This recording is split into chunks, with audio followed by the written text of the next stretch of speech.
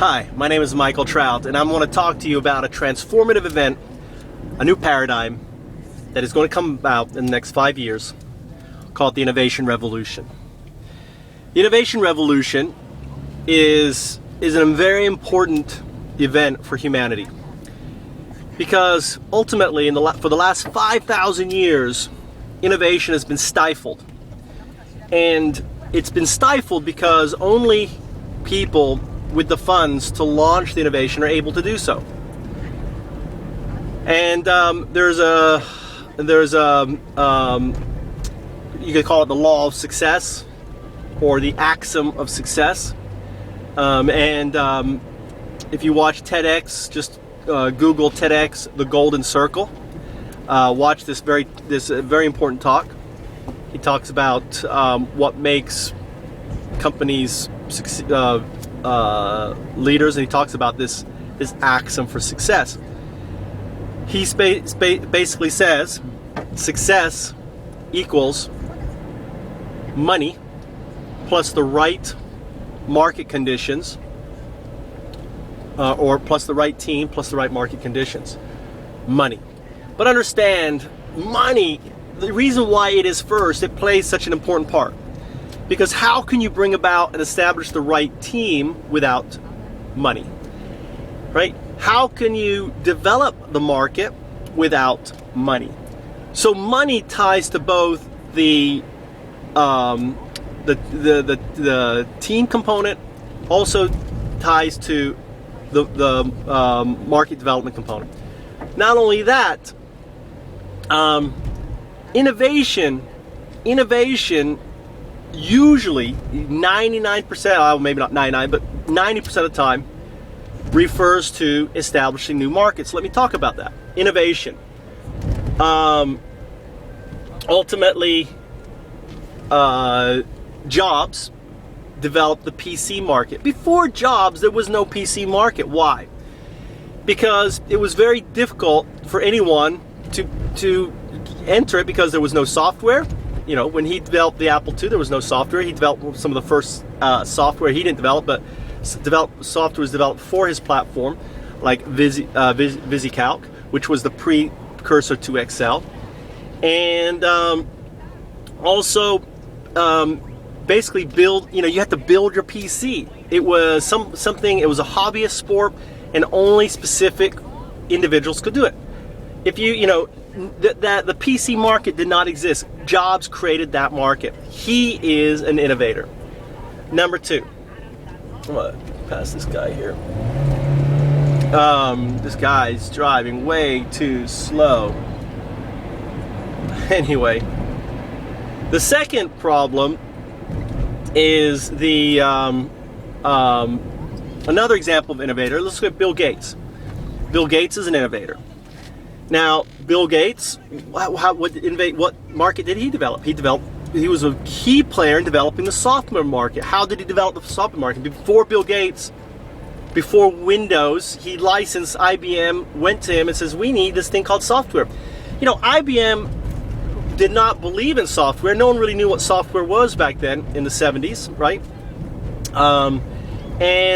Ultimately, they were looking for this thing called software for their business applications. They had these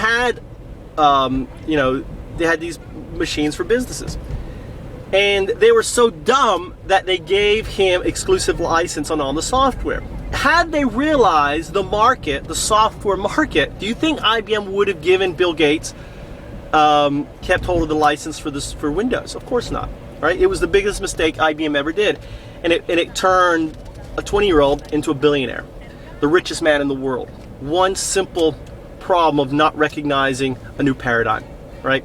The software paradigm. Another example, let's go back to Bill Gates, is Napster proved that there was a potential market. The market didn't exist because there were customers, but they were downloading music for free on Napster. The success of Napster is directly responsible for Jobs developing iTunes, okay? And ultimately, you know, before that, you could say there was no market.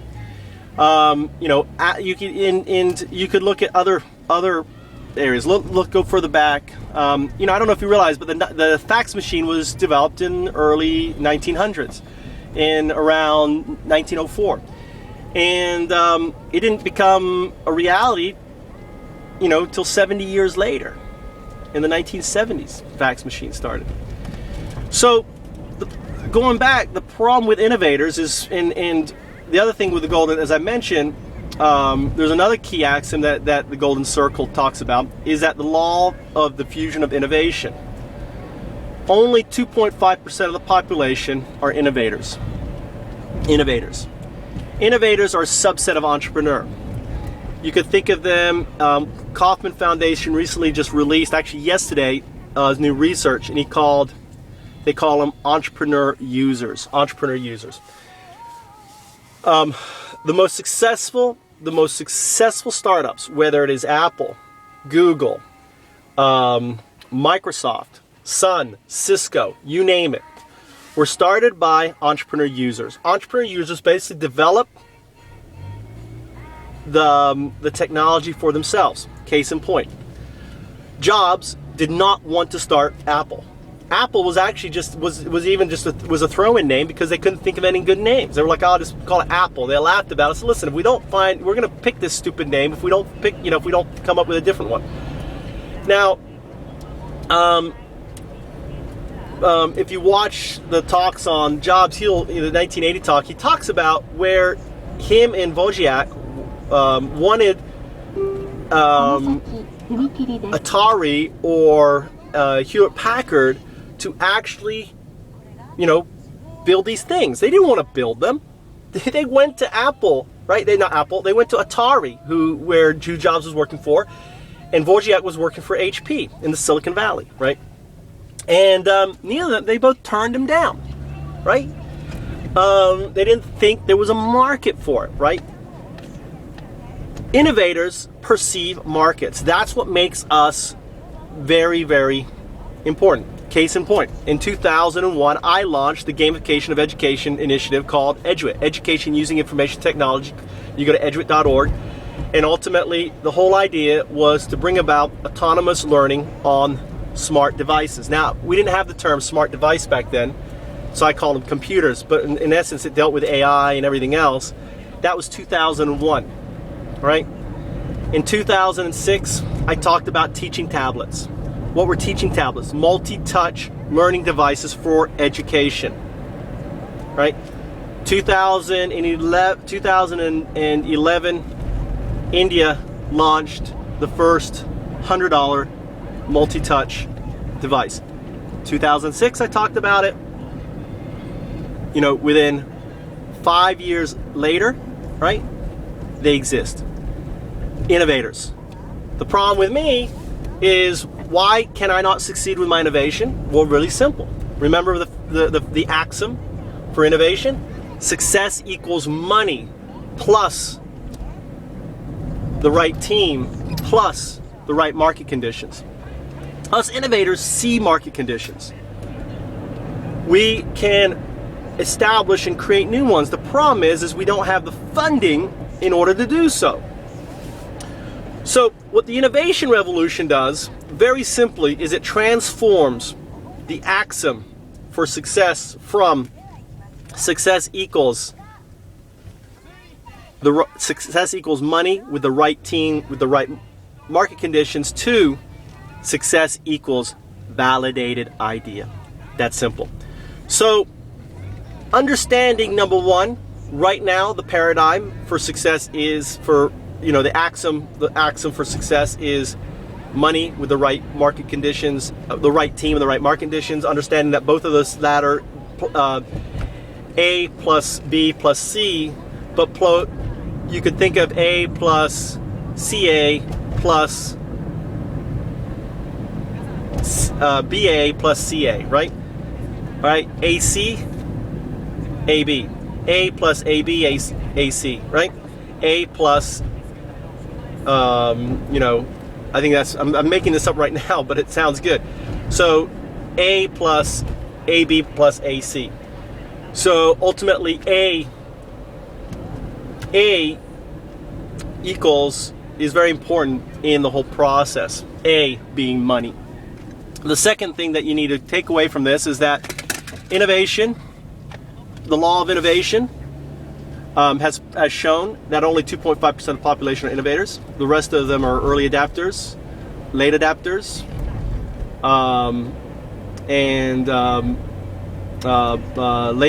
late majority, and then finally laggards.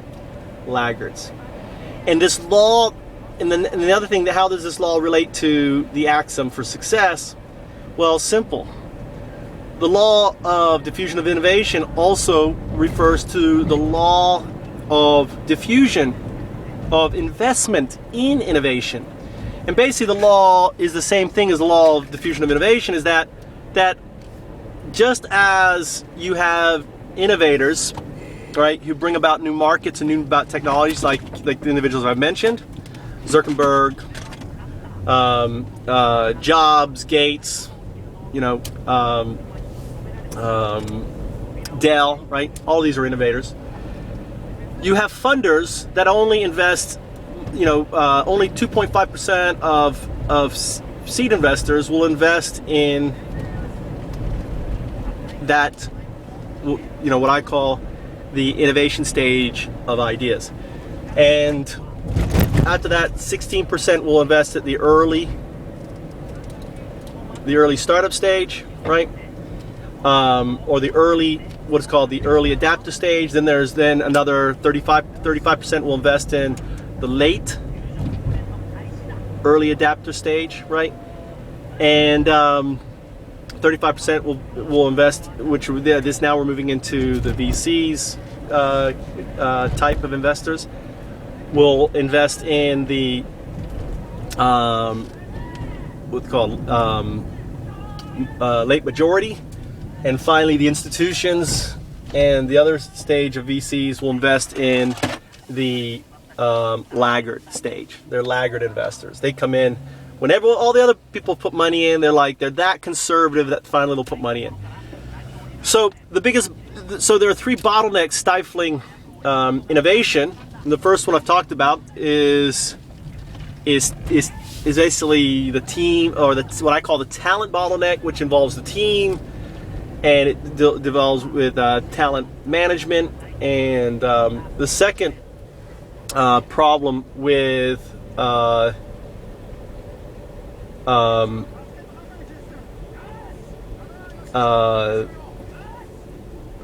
what's stopping innovation, I call the funding bottleneck. This deals, as I talk about, everything from the unrealistic expectations of private equity on founders to problems with expectations on business plans, because how many people can write a business plan? Consider that. Very few people can actually are able to write a business plan.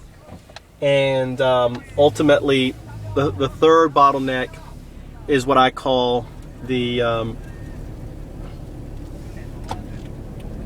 developing bottleneck. And the developing bottleneck covers everything from, simple fact is, how do we launch and develop a company? How do we launch and develop a prototype? Developing aspects of innovation. So each one of these are significant bottlenecks, and what the open startup does is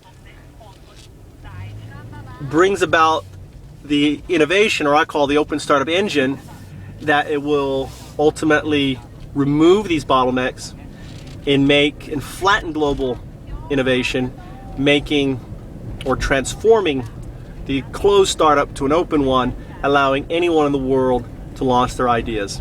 It's that simple.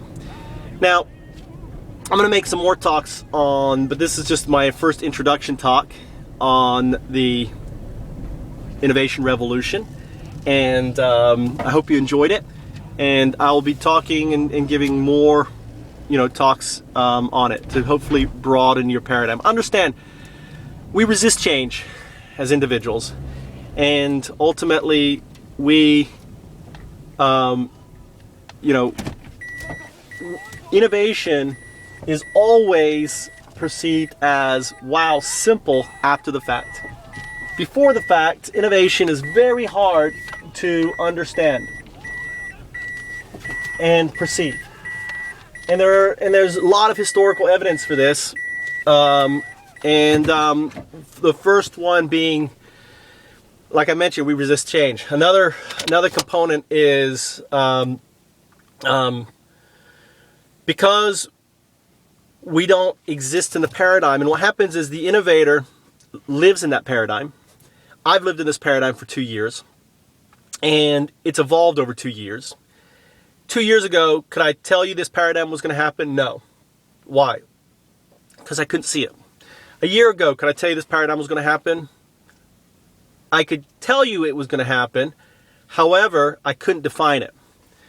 Now, a year later, I can start breaking down the parts and explaining to you the parts of how this paradigm is going to work, and to a point now that what we're doing is so very important, because there is some talks out there called The Limits to Growth, and I strongly recommend you watch them. I'll link them on this video, because ultimately, I didn't know this research was done in 1972.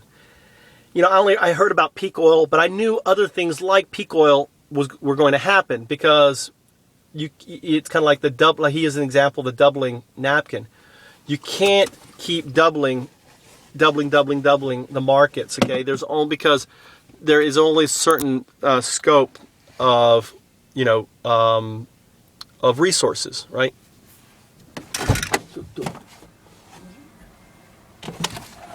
So ultimately, though, these talks on the limits are very important for us, for you, to watch, because ultimately this is the pain that the innovation revolution is going to solve. Without the innovation revolution, we are screwed as a species. Take that for a takeaway.